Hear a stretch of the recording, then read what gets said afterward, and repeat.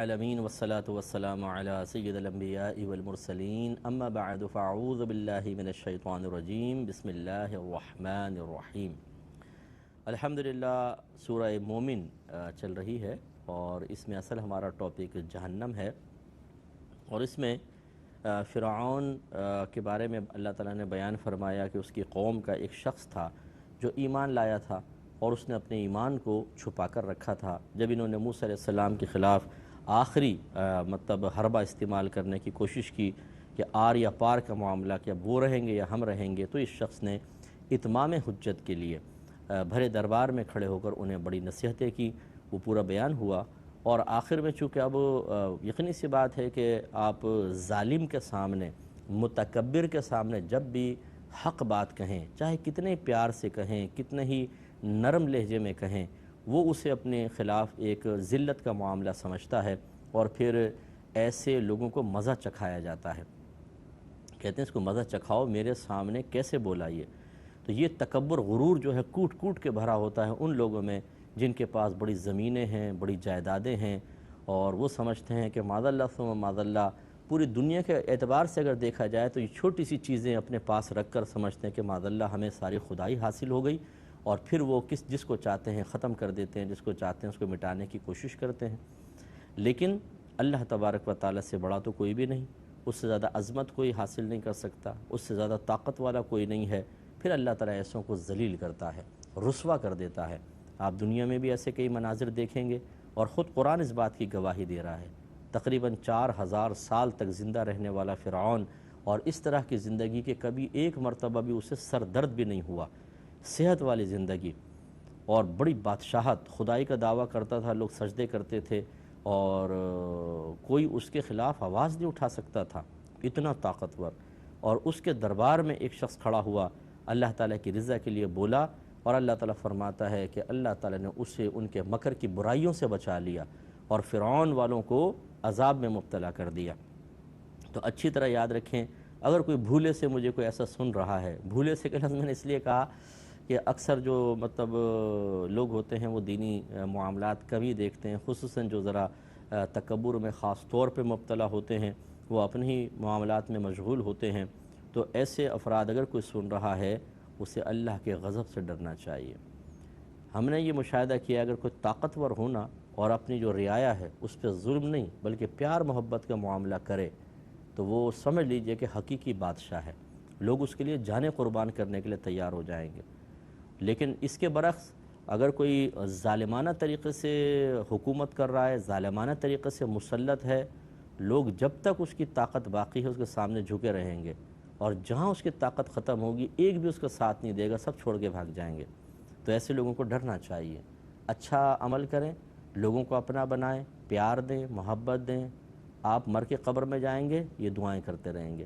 اور اگر آپ نے ظلم کیا، آپ مر کے قبر میں جائیں گے، یہ لعنتیں کریں گے، اور کوئی ایک بھی دعا نہیں کرے گا بلکہ بد دعائیں دیں گے، اور ان کی بد دعائیں اور ان کی سسکیاں، ان کی آہیں، ان کی فریادیں، ہو سکتا ہے وہ عذاب قبر بن کے ہم پہ مسلط ہو جائیں۔ اس لیے اللہ تبارک و تعالیٰ سے مقابلہ نہیں کرنا چاہیے، کمزوروں کو تنگ کریں گے تو تباہ ہوں گے۔ تو اللہ تعالیٰ آگے فرماتا ہے وَحَاقَ بِآلِ فِرْعَوْنَ سُوءُ الْعَذَابِ، اور فرعون والوں کو برے عذاب نے گھیر لیا۔ وہ ایک تو غرق کیا اللہ تعالیٰ نے، یہ قیامت تک کے لیے اس کو ذلیل کر دیا اللہ تعالیٰ نے، یعنی جب تک یہ واقعہ بیان ہوگا اس کے لیے لوگ مذمتی کلام کرتے رہیں گے، اور دوسرا پھر آخرت میں عذاب۔ وہ اللہ نے فرمایا کہ النار یعرضون علیہا غدوا وعشیا ویوم تقوم الساعة ادخلوا آل فرعون اشد العذاب۔ تو اللہ تعالیٰ فرماتا ہے کہ آگ پیش کیے جاتے ہیں وہ اس پر صبح اور شام، یعنی وہ صبح اور شام آگ پر پیش کیے جاتے ہیں۔ یہ عذاب قبر کے لیے ایک ثبوت ہے یہ، کیونکہ آگے اللہ نے فرمایا وَيَوْمَ تَقُومُ السَّاعَةُ أَدْخِلُوا آلَ فِرْعَوْنَ أَشَدَّ الْعَذَابِ، اور جب قیامت قائم ہوگی تو ان کو کہا جائے گا، ان کو حکم دیا جائے گا آل فرعون کو کہ شدید ترین سخت عذاب میں داخل کرو، ان کو داخل کر دو سخت ترین عذاب میں۔ اس کا مطلب ہے کہ یہ پھر قیامت کی بات نہیں ہو رہی، عذاب جہنم کی بات نہیں ہو رہی، بلکہ عالم برزخ میں، کہ النار یعرضون علیہ غدوا وعشیا، کہ ان کو صبح اور شام آگ پر پیش کیا جاتا ہے۔ تو یعنی اب وہ عذاب قبر میں مبتلا ہو گئے، اور یہ قیامت تک سلسلہ چل رہا ہے۔ اب آپ دیکھیں فرعون کب تھا، موسیٰ علیہ السلام کب دنیا میں تھے، اس وقت سے لے کے نبی کریم صلی اللہ علیہ وسلم کے دور مبارکہ، اور اس وقت سے لے کر آج تک جو میں آپ کے سامنے بیان کر رہا ہوں، کم و بیش سرکار سے کہ زمانہ اقدس سے لے کے آج تک کم و بیش 1500 سال تو ہو گئے۔ 1500 سال یہاں ایک دن عذاب برداشت کرنا، چند منٹ عذاب برداشت کرنا مشکل ہے، اور اسے کتنے 100 سال سے عذاب ہو رہا ہے، اس کو بھی اس کے ساتھیوں کو بھی۔ اس سے معلوم ہوا کہ ایک تو ظلم بہت بری چیز ہے، ظالم بہت برا ہوتا ہے۔ ظالم کا ساتھ دینا بھی برا ہے، جو ظالم کے آگے پیچھے کھڑے ہوتے ہیں نا گنے شنے لے کر، اور بڑے مطلب یہ کہ اس کے پیچھے رہ کے ان کو بڑا تحفظ کا احساس ہوتا ہے، جس کو چاہو مارو، جس کے چاہے دانت توڑو، جس کی چاہے عزت خراب کرو، تو یہ پتہ چلے گا مرنے کے بعد۔ یہ ابھی آگے آ رہا ہے، مطلب اللہ تعالیٰ نے اس کی منظر کشی فرمائی ہے، اس پر ہم اور کلام کریں گے۔ لیکن کسی کی بھی طاقت، کسی کے منصب، کسی کی افرادی قوت پر اترا کر اس ظالم کا ساتھ دینے والا بروز قیامت ذلیل اور رسوا ہوگا، تباہ و برباد ہوگا، اس کی طاقتیں زائل ہو جائیں گی، اور اللہ تعالیٰ اس کو تباہ فرما دے گا۔ تو اللہ تعالیٰ فرماتا ہے وَيَوْمَ تَقُومُ السَّاعَةُ، اور جس دن قیامت قائم ہوگی، أَدْخِلُوا آلَ فِرْعَوْنَ أَشَدَّ الْعَذَابِ، تو اللہ تعالیٰ کی طرف سے حکم ہوگا کہ داخل کر دو فرعون والوں کو سخت ترین عذاب میں۔ اب یہ جہنم میں جائیں گے۔ وَإِذْ يَتَحَاجُّونَ فِي النَّارِ، اور جب وہ آگ میں باہم جھگڑیں گے، فَيَقُولُ الضُّعَفَاءُ، تو کمزور کہیں گے، لِلَّذِينَ اسْتَكْبَرُوا، ان لوگوں سے کہ جنہوں نے تکبر کیا، جنہوں نے غرور کیا، ان سے کہیں گے اِنَّا كُنَّا لَكُمْ طَبْعًا، کہ بے شک ہم تمہارے تابع تھے، فَهَلْ أَنْتُمْ مُغْنُونَ عَنَّا نَصِيبًا مِنَ النَّارِ، تو کیا تم ہم سے آگ کا کوئی حصہ گھٹا سکتے ہو، کم کر سکتے ہو؟ یعنی اب وہی جو میں نے ابھی تھوڑی دیر پہلے عرض کیا کہ ایک تو ہے جی چودھری صاحب ہیں، کوئی ظالم چودھری ہو، اس کی بات کر رہا ہوں، ظالم ہے، اور کچھ اس کے چیلے چاٹے ہوتے ہیں، یہ بھی بڑا ہنگامے آرائی کرتے ہیں، لوگ سب جانتے ہیں کیونکہ جی فلاں چودھری صاحب کا آدمی ہے۔ اب دکانوں سے جا کے بھتے لینا، زبردستی چیزیں لے لینا، کسی کی عزت خراب کرنے کی کوشش کرنا، یہ شاہ سے زیادہ شرارتی ہوتے ہیں۔ اور اسی طرح پھر کوئی وڈیرا سائی ہیں جی، کوئی سردار ہے، یہ میں ان کی بات کر رہا ہوں جو خراب قسم کے، جو اچھے لوگ ہیں ان کو تو اللہ تعالیٰ عزت عطا فرمائے۔ تو اب جو ان کے ساتھ ہوتے ہیں وہ ان کا ساتھ دیتے ہیں، ہر برائی کے اندر پردہ ڈالتے ہیں، خرابیوں میں، گندگیوں میں سب کام کر رہے ہوتے ہیں، حالانکہ پتہ ہی کیا کیا خرابی ہے، کیا کیا فراڈ کر رہا ہے، لیکن ان کو کوئی حیا شرم نہیں ہوتی ہے کہ ہم کیا کر رہے ہیں۔ اللہ تعالیٰ اس کے رسول کا ساتھ چھوڑ کر، اور ہم ایک ظالم آدمی کا ساتھ دے کے اس کے عیبوں پہ پردہ ڈال کر اور اس سے اور گناہوں پہ دلیر کر رہے ہیں، اسے پروٹیکشن فراہم کر رہے ہیں، نہیں۔ لیکن جب یہ جہنم میں جائیں گے، اگر اللہ ناراض ہوا، دونوں جہنم میں پہنچ جائیں گے، اس وقت پھر یہ کہیں گے کہ اب آپ کچھ کریں ہمارے ساتھ، کیونکہ ہم نے ہر طرح آپ کا ساتھ دیا، آپ نے کہا قتل کر دو، ہم نے قتل کیا، آپ نے کہا کسی کی عزت خراب کرو، ہم نے عزت خراب کر دی، آپ نے کہا زمینوں پہ قبضہ کرو، ہم نے قبضہ کر لیا، اب کم از کم اتنا تو کرو کہ جہنم میں آ گئے تو تھوڑا بہت عذاب ہم سے گھٹا دو۔ تو اب وہ سیٹھ کیا کہے گا، سردار کیا کہے گا، وہ دیکھیے۔ تو اللہ تعالیٰ فرماتا ہے کہ قول الذین استکبروا انا کل فیہا، تو وہ تکبر والے بولیں گے کہ ہم سب آگ میں ہیں۔ ان اللہ قد حکم بین العباد، بے شک اللہ تعالیٰ اپنے بندوں میں فیصلہ فرما چکا۔ ویسے تو یہ کافروں کے بارے میں ہے، میں پہلے آپ کو بارہا وضاحت کر چکا ہوں کہ لیکن مسلمان کو اس سے درس حاصل کرنا چاہیے۔ تو اب جو بڑے بڑے سردار ہوں گے وہ کہیں گے ہم کچھ نہیں کر سکتے، کیونکہ ہم سب مطلب آگ میں موجود ہیں، اور اللہ تعالیٰ تو اپنے بندوں کے درمیان فیصلہ فرما چکا ہے، اور اب وہ فیصلہ بدل نہیں سکتا ہے۔ تو گویا کہ اب وہ مایوس کر دیں گے۔ اب سوچئے جو ایسے جو اگر فرض کر لیں کوئی مجھے سن رہا ہے، کوئی ایسا شخص کہ جو کسی ایسے شخص کے ساتھ ہے جو ظالم ہے، اور یہ اس کو ہر طرح اپنی توانائی فراہم کر کے اپنی صلاحیتوں سے اس کو فائدہ پہنچا رہا ہے، اس کو گناہوں پر پروٹیکشن فراہم کر رہا ہے، اور ظلم کے اندر اس کو مدد دے رہا ہے، اسے ذرا سوچنا چاہیے کچھ بھی آپ کا ساتھ نہیں دے سکتے، دنیا میں کتنے عرصے کچھ کر لیں گے۔ اور میں نے یہ اکثر دیکھا ہے کہ جو اس طرح کے بڑے لوگ ہوتے ہیں ان سے ان چھوٹوں کے گھر والوں کی عزت بھی محفوظ نہیں ہوتی، بڑے خطرناک مسائل ہوتے ہیں، ذرا بھی کچھ آگے پیچھے ہوا تو ختم کر دیا جاتا ہے، تو سوچنا چاہیے۔ اسی طرح اگر کوئی ہمیں ایسے شخص کی فیملی سن رہی ہے اسے چاہیے کہ اپنے بڑے کو سمجھائیں کہ تم یہ کیا کر رہے ہو، ایک وقت آئے گا کہ اللہ نہ کرے گا اللہ ناراض ہوا تم اسی کے ساتھ جہنم میں ہوگے، نہ یہ تمہارا ساتھ دے سکتا ہے نہ تم، اور پچھتاؤ گے اسی ایک لمحے کے لیے جو تم کر رہے ہو۔ اس کے بعد اللہ تعالیٰ فرماتا ہے کہ وَقَالَ الَّذِينَ فِي النَّارِ،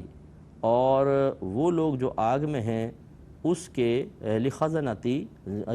جہنم ادعوا ربکم یخفف عنا یوما من العذاب، تو وہ لوگ جو آگ میں ہیں وہ جہنم کے داروغہ جو ہوں گے ان سے کہیں گے کہ تم اپنے رب سے دعا کرو کہ وہ ہم سے ایک دن کا عذاب ہلکا کر دے، بڑی مصیبت میں ہے، بڑی شدت میں ہے، تو بس ایک دن کا عذاب اللہ تعالیٰ ہلکا کر دے، تم یہ ہمارے لیے سفارش کر دو۔ قالوا، تو وہ کہیں گے اولم تکو تأتیکم رسلکم بالبینات، کیا تمہارے پاس تمہارے رسول روشن نشانیاں لے کر نہ آتے تھے؟ قالوا، تو وہ کہیں گے بلا، ہاں کیوں نہیں۔ قالوا، تو پھر وہ فرشتے کہیں گے فادعوا، تو تم ہی دعا مانگو۔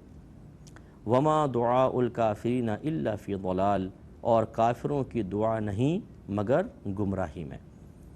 یعنی مراد یہ ہے کہ پہلے تو وہ فریاد کریں گے کہ ہماری سفارش کر دو، وہ کہیں گے کہ اب کیوں کہتے ہو، کیا تمہارے پاس سمجھانے والے نہیں آئے تھے؟ اقرار کریں گے ہاں آئے تھے۔ فرشتے کہیں گے خود ہی دعا مانگ لو۔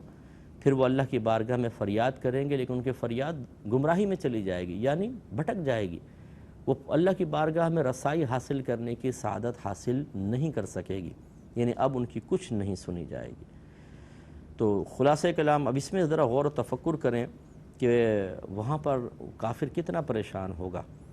اسی طریقے سے اللہ نہ کرے اگر کوئی مسلمان جہنم میں چلا جاتا ہے تو اسے بھی اس سے عبرت حاصل کرنی چاہیے کہ وہاں پر کیا کریں گے، ایک دن کا عذاب، وہ کہیں گے کافر ایک دن کا عذاب ہلکا کر دے، یہ نہیں کہہ رہے کہ ہمیں جہنم سے باہر نکال دے، کیونکہ ان کو بھی پتہ ہوگا کہ اب تو مایوسی ہے، ہم باہر نہیں نکلیں گے، لیکن کوئی امید پیدا ہو جائے گی ایک دن کی کم از کم کہ شاید اللہ تعالیٰ ایک دن عذاب ہلکا کر دے گا، لیکن وہ بھی ہلکا نہیں ہوگا۔ اور یہاں پر ہم بارہا عرض کرتے ہیں کہ ہمیں اپنے نفس کو سمجھانا چاہیے۔ حضرت عمر فاروق رضی اللہ تعالیٰ عنہ اپنے گھر کا چراغ جلا کر اس پر بعض اوقات ہاتھ رکھتے تھے اور پھر کہتے تھے کہ عمر توجہ کر،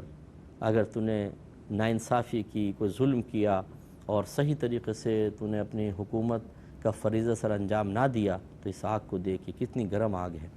اور یہ تو دنیا کی آگ ہے۔ تو خلاصہ کلام یہ کہ ہمارے اکابرین کا طریقہ ہے کہ وہ دنیاوی چیزوں سے، ان کی تکلیفوں سے درس حاصل کر کے اور آخرت کے اوپر اس کو قیاس کر کے کہ اگر یہاں گرمی ہے تو وہاں کیسے برداشت ہوگی، اور پھر وہ اپنے لیے عبرت حاصل کرتے تھے، نصیحت حاصل کرتے تھے۔